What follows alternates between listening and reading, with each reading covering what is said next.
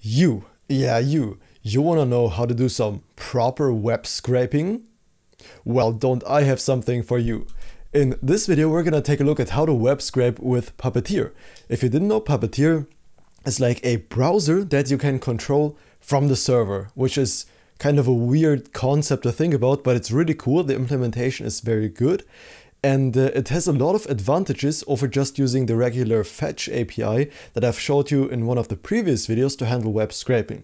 What benefits those are and how to get started with Puppeteer, we're gonna take a look at in this video. Let's get right into it. Alright, here we are on my desktop, and the first thing we want to do is create a new folder. So let's call this, scraping. And in here we're gonna initialize a completely new Node.js project from scratch. Now, you can do this in Node.js, but you can also do this in Next.js because it is a full stack framework. So you can follow along in Next.js, but I'm gonna do it in Node.js right now. So to get started, we're gonna say yarn init-y. Now the -y is gonna skip all of the questions it would ask us, and in this case, just generate the package.json for us. And after having a package.json, we can then say yarn add, and we want a couple of dependencies. Now, I've got a project open here on the left side, so I can remember which dependencies we need, and those are at types/node. Then we also want ts-node, because we're going to be coding in TypeScript. And then we also want TypeScript, and we're going to install those as dev dependencies, those three. And then the only other dependency we need as an actual not dev dependency is going to be Puppeteer with double P and double E. I used to mess it up at the start a lot. And there we go. I think that's all we need for now. And now we can create a new index.ts, and this is going to be the root of our server we are creating. And we also want a start script for that. So let's say scripts. And then here we're going to say, I'm going to call it dev. So whatever you call it right here is going to be what you're going to type into the console. I'm going to call it dev because that's what I'm used to from Next.js. It's not conventional though. I think conventional would be to just say, start. And then here we want to say ts node and then index.ts. Okay, so if we console log 1, 2, 3 in here, then say yarn dev. So we run the command we've just defined. We can see 1, 2, 3 in the console, so that works. Great. Now in this index, to get started with Puppeteer, we're gonna require it first. So const pup, and I can make the code a bit larger if you can see better. Const Puppeteer is equal to Puppeteer. I'm gonna disable GitHub Copilot for a second because I think it will be a bit easier for you to follow along that way. And okay, that's pretty much all we wanna do. Now, to get started with web scraping, I want to show you a cool site we are going to scrape. So the site is called to scrape books or something. It is a website specifically made for you to scrape. The thing is, if you scrape, then these are not really the sites you would normally go for, right? You would normally go for YouTube and Amazon, whatever suits your needs. The thing is, I can't make videos on those because then those companies would get really mad really fast and say, okay, Josh, look, what are you doing? Just take the video offline, please. So this might not be the standard use case, but I need to show you how it works on these websites, and then the principles still apply for every other site, right? So I'm not encouraging you go you go scrape another site, but I assume it would be the standard use case to not scrape a demo site, but a real site. Okay, but anyways, with that said, we're gonna copy the link because this is the page we are going to scrape. And then in here, let's just say const URL is equal to the domain. And we do this because we're gonna use this in multiple places, so it will just be easier for us later. Okay, and now let's get to the fun part, the actual scraping. So we can say const main is equal to a function, and very important, this function needs to be asynchronous because we are going to await a lot of stuff in here. And now we can call main, so execute that function right away. And in here, we can initialize Puppeteer. So Puppeteer is essentially a browser that we can use programmatically from the server. And you'll see what I mean in a second. So we can say const browser is equal to await Puppeteer dot launch. And I am not sure why we are not getting the type definitions, but what we can do is import the browser type from Puppeteer. Now that is probably going to throw an error. So we are going to create a new file called tsconfig.json. And then here, I'm going to go to my other project really quick. I'm going to load this up to GitHub. So you can literally just copy the tsconfig. And as you can see in here, we have the lib to ES5, ES6 and DOM, and the module to common.js, the target ES6. So that means we are able to import inside of Node.js, because normally you do the require syntax, but in this case, that should allow us to actually import. Okay, let's initialize the browser and just say 1, 2, 3 in here and see if we get any errors in the console, because chances are we might. Because when I demoed this project, I used Puppeteer a lot these past days. I sometimes got an error, but this is not the case. Great. Okay, so whenever you initialize Puppeteer, the first thing you want to do after initializing the browser is exiting the browser. So at the bottom, we want to say browser.close, and that is a promise. So we have to await it, because otherwise, if we don't have this statement, as you could see just like a couple seconds ago, the browser never closes, so the node never stops running. But if we have browser.close, we can see yarn dev, it starts, it initializes the browser, and that's all it does in this case. So it's done right away in 2 seconds. That's why we have the browser.close. Now let's navigate to the actual page. So const page is equal to browser.goto. Wait, no, that is not what we do. Await browser.new page. So we are opening a new page, and you can imagine the commands we're giving here like an actual web browser, because essentially that's what it is, and I'm going to show you that in a second. So if we say in here, we want the headless, we want to be false. In this case, we are not getting any type suggestions because the Puppeteer type is not known in this file right here, but we can say headless false, and that means we want to actually see what happens in the Chromium browser that Puppeteer uses under the hood. So const page is a new page, and then we want to await page.goto. So that's a method we have on the page, and we want to go to the URL we have defined up here. And let's see what happens. So we can say yarn dev, and that is going to open Chromium right here. And as you could see, really fast, but it went to the URL. I could insert await, but I think you know what I mean. So we're going to the URL. And now when we are at the URL, what should happen?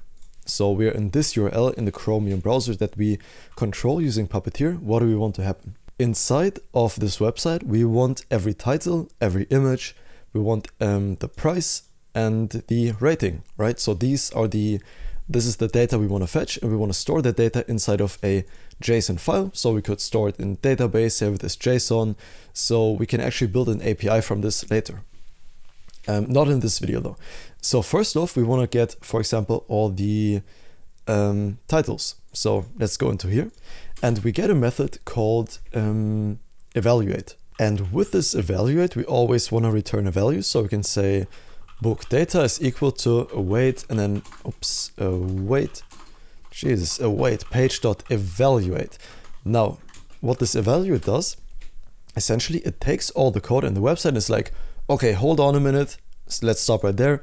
And it generates us a document. So right here, the document that we know from working in the client side actually works server side as well, because we are inside the page.evaluate, and this is pretty much the own client, right? We can treat this like client code pretty much. So we can use document, we can use query selector, which we're going to see in a second. First off, we want all the product pods though, right? That's what they're called in this case. So as you can see, the dev tools are really important when web scraping, because we want to know which CSS selectors we are going for. And if you take a look in here, each LI we have has an article that is class product pod. So each pod you see here contains all the data that we want, and then we can map over the pods to get all the titles and ratings and stuff. So first off, we want to select all the pods, and we can do that by saying book pods is equal to array. On the array we get a method called from, And here we can say document.query selector all. And then here we're going to pass the dot with the class we have just gotten from the Firefox browser. So we are generating an array from the product pods. And now we can, for example, return the book pods. Take a look at what this looks like. So console log book data. Now that is probably not going to be very useful because we are selecting all the elements right here, but they are empty objects because these are just the HTML elements. So what we want from the book pods are not the pods themselves, but the data inside of it. So we can say const data is equal to bookpods.map. So for every pod that we have on the page here, every single one, we are going to do something. And that something is going to receive a book. And let's just call it any for now, because I can't be bothered with the type. And then in here, the first thing we want in this object, by the way, if you want to return an object implicitly, you need to wrap this in the parentheses. Then in here, we can say, for example, the title. Now, how do we get the title? Let's take a look at what the title looks like. And in here, you can see there's an A inside an H3, and that has a title attribute. And that is what we want to go for. So we can say book.query selector. And in here, we can say the H3 that I've just mentioned. And inside of that, we want to go for the anchor tag. I can make it a bit larger for you. So in here, we want to go for the anchor tag, the A. And then we want to .get attribute. And the attribute we want is called title. So that means we are looking for the title attribute right here. And as you can see, for this instance, it's a light in the attic. And for this one, it's tipping the velvet. So this is where we get our titles from. Then we also want the price, right? And the price is going to be the book.query selector. So we are essentially inside of the product pod. So we can use the query selector in here. And here we say, well, let's take a look at what we say. So let's take a look at the price. Okay, we can see the price has a class of price color. So that's the query selector we want to go for. And then we can say we want the inner text of that. And that is still throwing an error. I think because we need a comma here. Right, and so we get the inner text. So that would be the pound symbol and then 51.77. And now to convert that into actual, price, we're going to worry about that later, but we are going to do that. But there is one specific thing you need to pay attention to. So I don't want to get into that right now, but you're going to see in a second why that matters. Now the image URL, the image source is going to consist of the base URL we have. And then we want to get the source of the image that is in here. So that would be media/cache and then a bunch of stuff. But we want that prefixed with the main URL that is books2scrape.com. So we are inserting that here, and then we're going to have the but media/cache and then all the rest. So we get an absolute URL, and we can do that by book.query selector, and we want to select the image element, and from that we want to get the attribute. Get attribute, and that attribute we want is the source. And now finally we want the rating, right? We can see the stars here.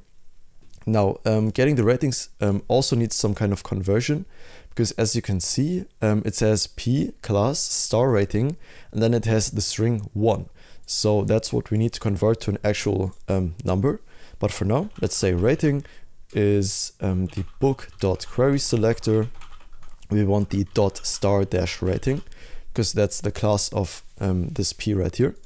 And then we want the class list element at the index of 1. So that means in this case that would be star rating 1, and in this case that would be star rating 3. Okay, and that's pretty much all we need to do for now. So we are going to return the data to the book data. So the constant book data gets assigned whatever we do right here.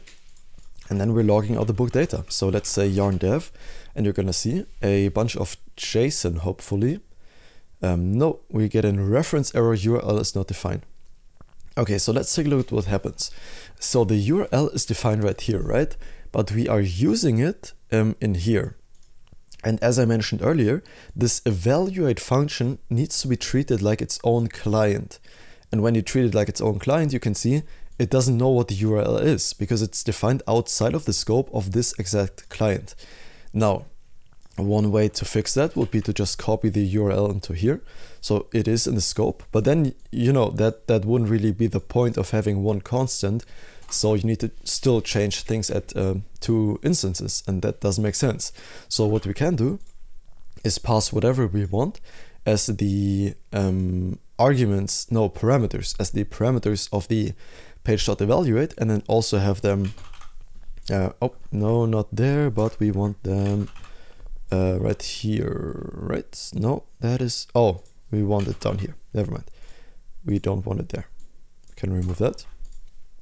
And by passing the URL into the page.evaluate, if everything goes smoothly, the URL would be defined because we're passing it into. And now it says, oh Jesus, cannot read properties of null reading class list. Oh, okay, I think I had a little typo in here.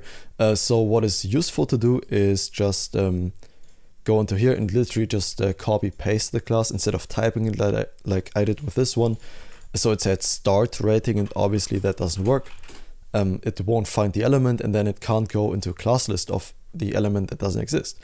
But now you can see, really nice, we have all the data that we need, the title, the price, the image source, and the rating. Now the thing we need to work on is getting the price to an actual number, to a float value, and then the rating. And the way we're going to do that is very simple. So we can do, we can say const convert price is equal to the price that we're going to pass as a string, because remember it's like a pound symbol, then a string, and the only thing we're going to do is return parse float, so that converts a string to a number, and we want the price and replace that pound symbol that I'm just going to copy from here because I cannot do that on my keyboard, with an empty string. And that's how we just get the price as a number. And now we can just wrap this whole thing that returns a string to be converted. Oops, what did I do? There we go.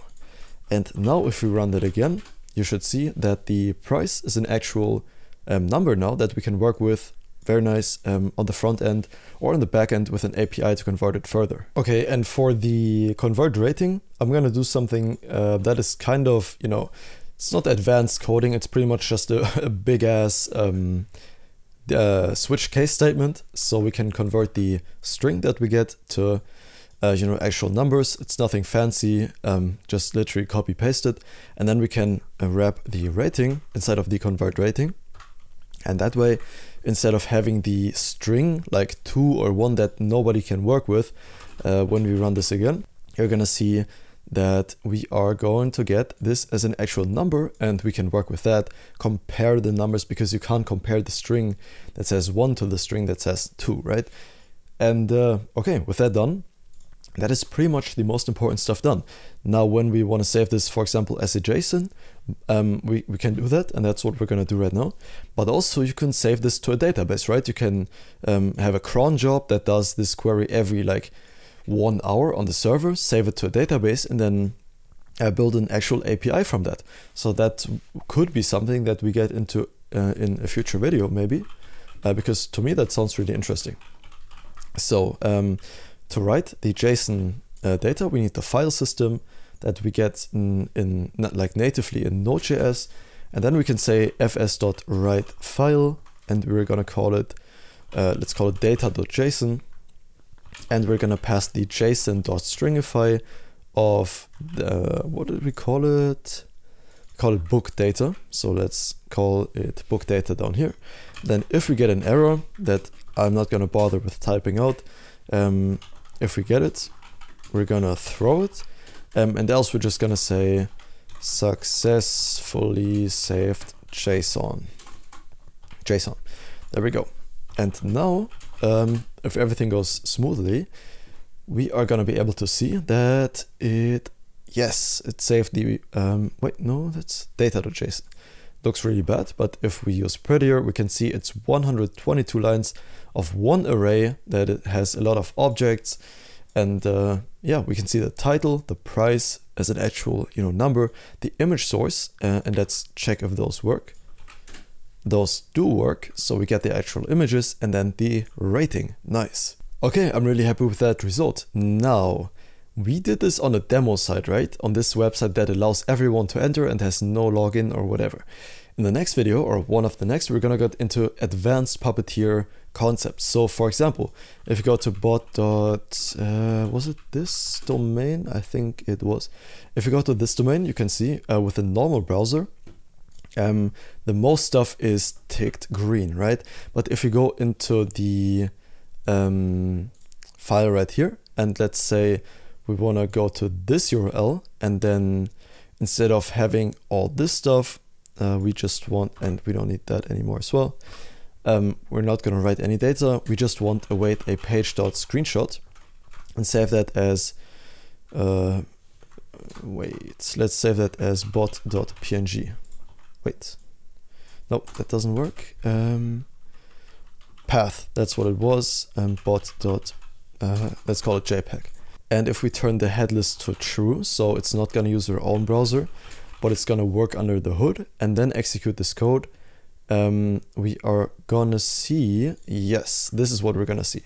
So this is essentially just a bot testing website. So you can navigate to it with your browser. The domain is bot.sanysoft.com.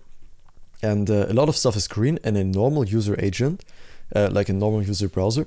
But if you navigate to it from the server with Puppeteer, you can see a lot of it is red, and that is not what you want, because some websites block bots. They don't allow access to the website, or they force CAPTCHA or login. And we're going to get into advanced topics like this, how to bypass the bot detection, how to get through authentication. I think that's going to be a great video as well. Thank you very much for watching this video. I hope you learned something with Puppeteer. I had a lot of fun making this video.